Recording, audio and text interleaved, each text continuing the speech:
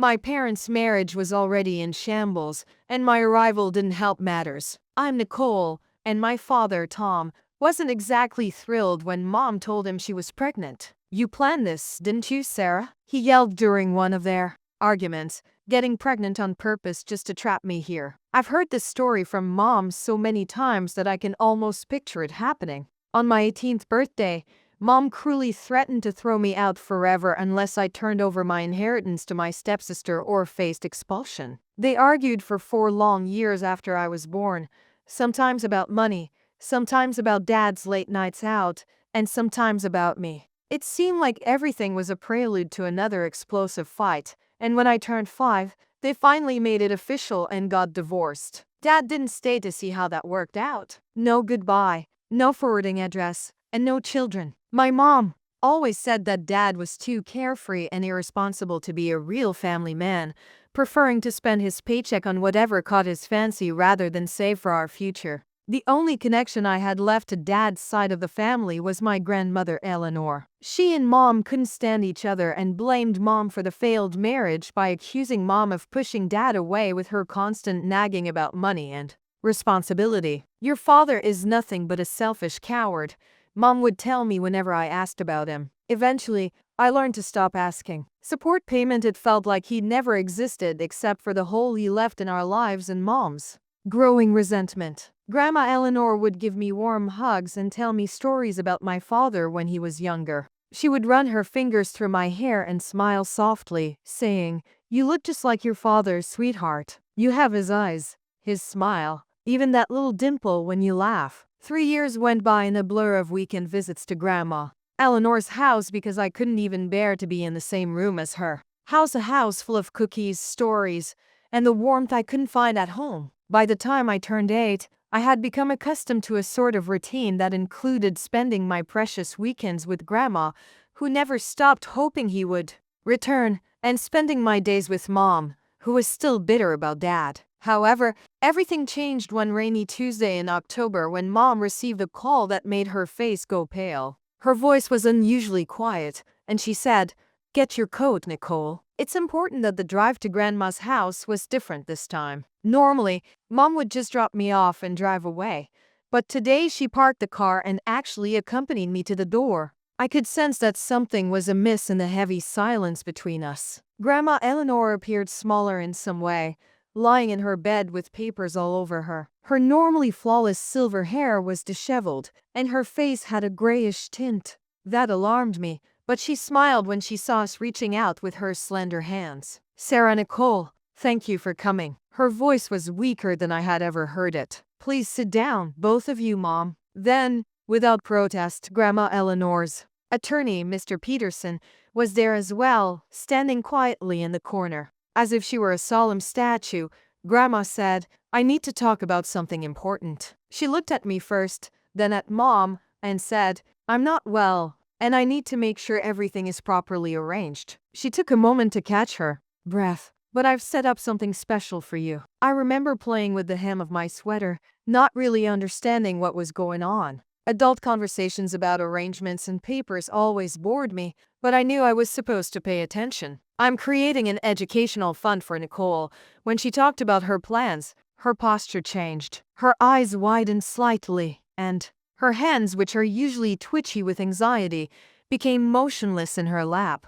"The money can only be used for educational purposes, and Nicole will have complete control of it when she turns 18. Mr. Peterson added, stepping forward with some papers. "Mrs. Eleanor has been very specific about these terms." I sat there swinging my legs back and forth, more interested in the wallpaper's pattern than in what they were. Cole seemed like something from another lifetime, and I was more worried about my impending spelling test and whether Jenny Martinez would invite me to her birthday party. Everything was planned, and Sarah's grandmother said, "I want to make sure my granddaughter has opportunities regardless of everything else." She reached for Mom's hand, and for once, Mom didn't pull away. After signing some paperwork and saying our goodbyes, Mom and I drove home in silence, but the silence felt different from our usual tense quiet. It was almost I didn't fully understand the significance of that day until much later, at the age of 8. At that time, I knew that Grandma Eleanor had done something nice for me, and for once, Mom wasn't angry about it. The idea of college. Money meant nothing to me, and I was more excited about the butterscotch candy Grandma had slipped into my pocket when we left. Grandma Eleanor passed away just a few weeks after our last visit. Calm as we pulled into our driveway, Mom turned to me with an expression I'd never seen before. When Grandma passed away, the funeral was small and quiet, and I noticed that Mom actually shed a few tears, even though she tried to hide them. Life continued on as usual, and over the next 2 years, Mom began dating a man named Robert. He seemed like a nice guy, had a good job at a bank, drove a nice car, and always brought me small gifts. When he came to visit, Mom smiled more when he was around, and I hadn't seen her smile like that in years. They decided to get married, and I was 10 years old at the time. The thought of having a full family again made my heart sing. After years of being the only child in a broken home, the idea of having a sister seemed like a dream come true. The day they moved in, I had decorated our shared room with welcome signs and laid out some of my favorite books and toys to share. When Mom told me that Robert had a daughter my age named Ashley who would be moving in with us, I remember jumping up and down in my head with visions of sharing secrets, having sleepovers in the same room, and finally having someone to play with who wasn't just a school friend. That was just the beginning. Within the first week, Ashley quickly established her claim on Mom's attention. She would curl up next to her on the couch during movie nights, pushing me to the side. She started calling Mom Mommy, and every time she did, Mom's face would light up. I would ask, holding up my drawing, "Mom, I want to see your art project." Mom would reply, "In a minute, honey," but that minute never came because Ashley would already be showing Mom her homework or telling her about her day. I wanted to scream when I finally broke down and told Mom how I felt, but instead I nodded and withdrew to my newly quiet room, where Ashley's empty bed served as a constant reminder that I wasn't enough not for my father, and now it seemed not for my mother either. The changes in our family happened so gradually that at first I hardly noticed them, but now that I'm looking back, Nicole said, "Don't be selfish." Nicole was barely looking up from helping Ashley with her homework. Ashley lost her mother when she was very young, so you should understand that. Ashley needed to maintain a certain appearance at her new school, so my mother would say, "Besides, you're not as interested in fashion as she is." I can see how every little moment added up to create an ever-widening gap between me and my mother. It began with shopping trips, where she would bring home bags full of designer clothes for Ashley, including fancy jeans, brand-name sneakers, and cute tops from expensive stores, while I got my clothes from department store sales and discount outlets. Then, the biggest bombshell came. Ashley was being sent to Riverside Prep, an upscale private school across town. I still recall the day they revealed it over dinner. Robert said proudly that Ashley needs a more demanding AC-mic environment. "What about me?" I asked, pushing my peas around my plate. If I could go to Riverside too. Robert and Mom exchanged that look, which I'd come to detest, indicating that they'd already discussed this without me, honey. Mom said that Ashley has different needs and is really gifted. The regular program suits you better. That night, I sobbed until I was completely dry, but something changed in me as the years went by. By the time I was 15, I had accepted my position in the family hierarchy and had stopped trying to get Mom's attention by showing her my report cards, telling her about my accomplishments, and hoping she would notice me. I had thrown myself into my studies at Lincoln Public, not for them but for myself. I joined the debate team, competed in science fairs, and maintained straight A's. My teachers would write positive comments on my papers, saying things like, "Excellent analysis. Nicole, you have a bright future ahead." Meanwhile, at home dinner, the topic of conversation was Ashley's most recent accomplishments at Riverside Prep.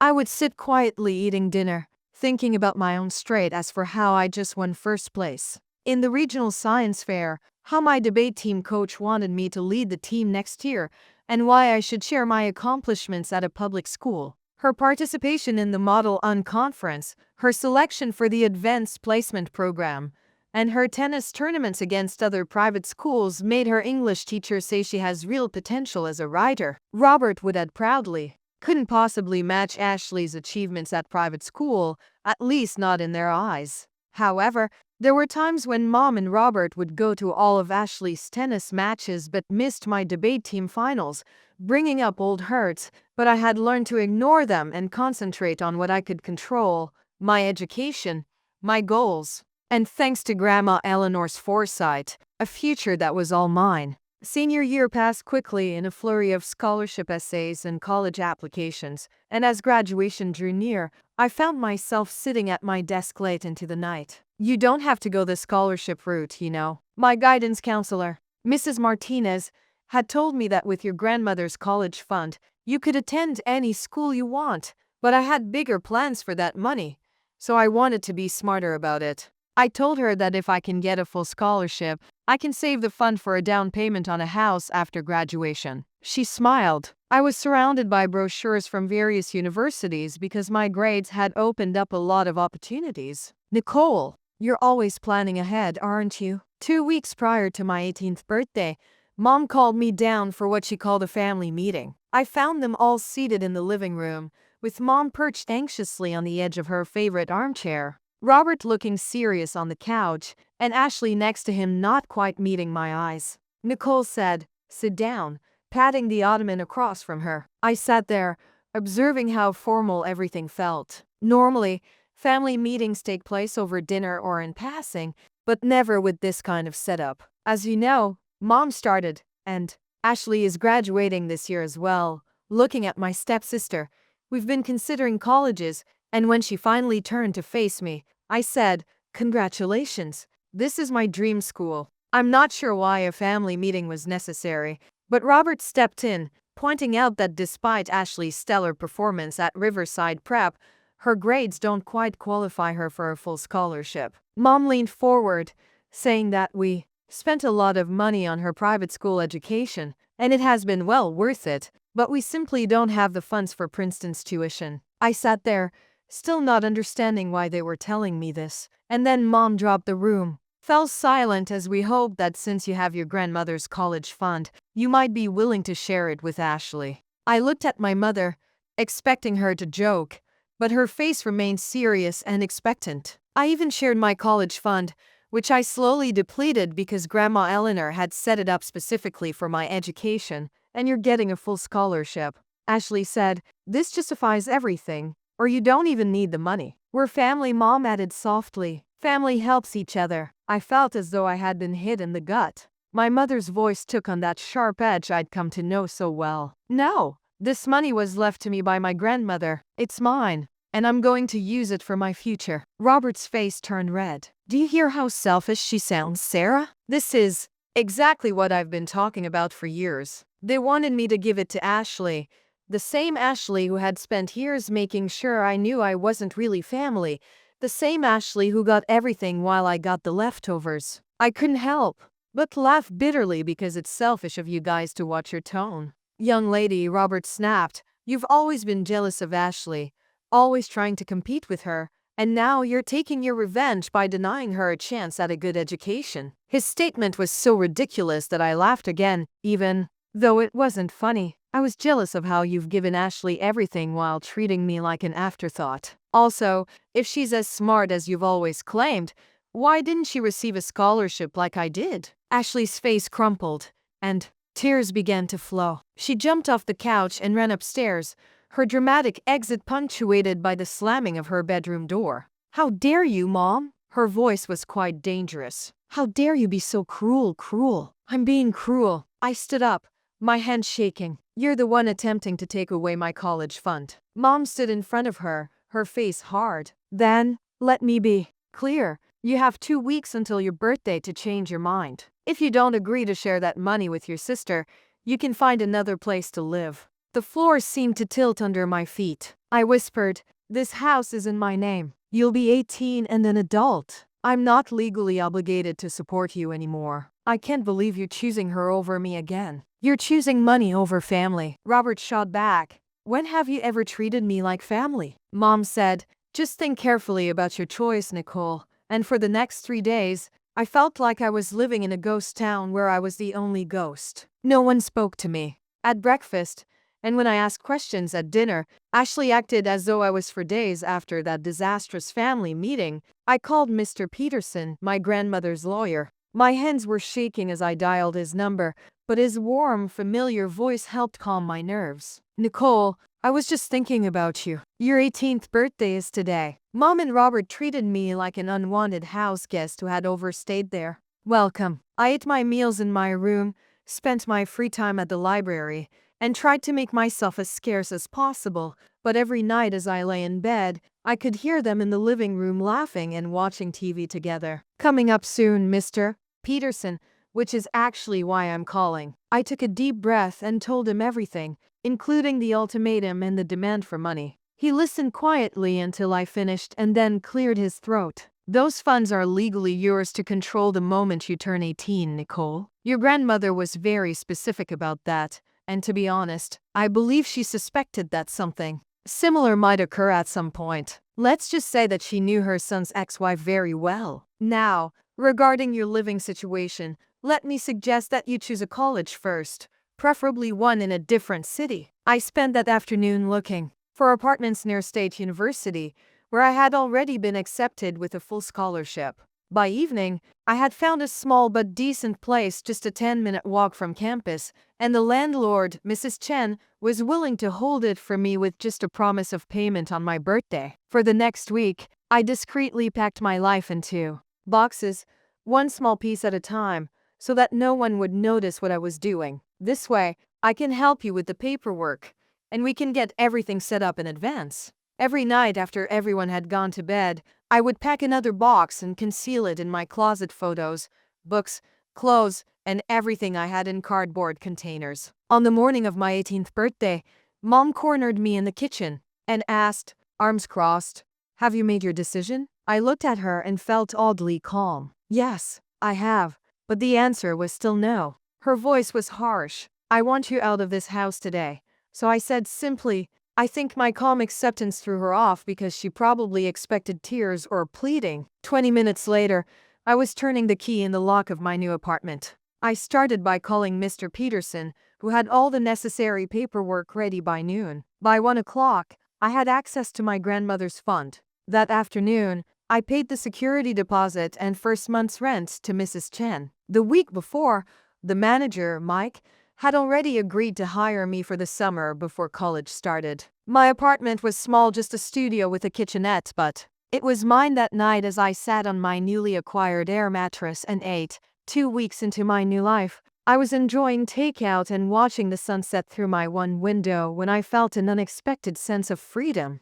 I was browsing Facebook during my coffee shop break when my phone began to buzz with notifications from high school friends. I saw a post about ungrateful children and family loyalty. My daughter had broken our hearts, she wrote, and after everything we had done for her, she selfishly refused to help her sister get a college education instead of hoarding money from her grandmother while her sister's dreams are put on hold. I never imagined that I would raise such a self-centered, heartless child. The comments below were from worse relatives I hardly knew, asking how she could be so ungrateful and how family should come first. She's a spoiled brat. I sat in the break room, my coffee getting cold, as anger and hurt battled inside of me. And then something snapped. If Mom wanted to post our private family matters on social media, then by all means, I opened my laptop and began typing. The truth is that I refused to give my stepsister the money from my college fund, which my grandmother specifically left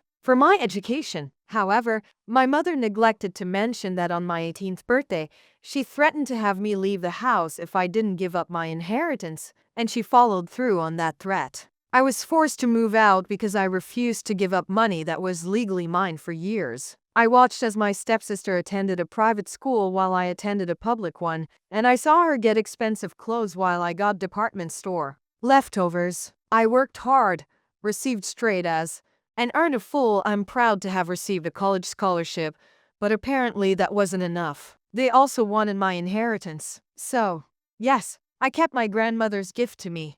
And yes, I'm now living alone, working, and getting ready for college, but I didn't choose this situation. My mother kicked her own daughter out on her birthday. I hit post and returned to work, but by the end of my shift, the outpouring of support from former teachers, neighbors, and even some of mom's old friends began to share stories about how. Then my phone rang that night, and I didn't say anything. Mom's name flashed on the screen, and when I answered, she hissed, "How dare you? Half of my friends are questioning my parenting, and perhaps they should." I said calmly, "You kicked your daughter out for not giving away her inheritance. What kind of parent does that? I did everything for you, Mom. You did everything for Ashley. And that's fine. She's your daughter now.